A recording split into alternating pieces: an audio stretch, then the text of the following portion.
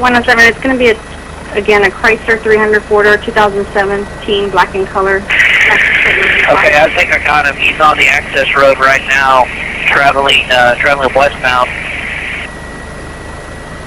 Okay, he's on the wrong side of the road, trying to split the middle access road. Got front end damage.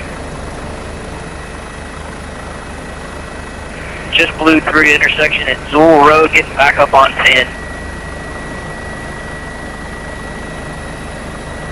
He's back number 2 lane, just really slow. Okay, he's got smoke coming out of the front left tire now. He's probably going to have to shut it down pretty quick. He's smoking on the road. Just lost a tire. Now he's running on the rim. He is IH10 and FM1518 taking the exit. IH10, 1518. Hey, the Guadalupe troops, this 107, how far behind are you guys? 6631 to 107. We're underneath 1518 right now. I'm on 10. Got another unit on the access road. Okay, 10-4. He's still slow rolling it, coming up to Fruitenberg Road, still on the access. Heads up, guys. He looks like he's getting out. He's under the floorboard, guys. Under the floorboard. Be careful. Be careful. Under the floorboard, guys.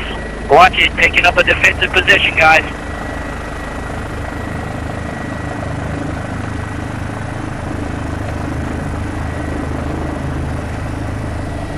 Shots fired. Shots fired. Troop down. Troop down.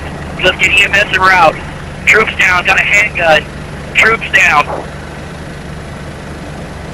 It's gonna be a small caliber weapon. Small caliber weapon. Either 9mm, something like that, to EMS, and he's shot in the right arm. 107, you got an ETA on EMS?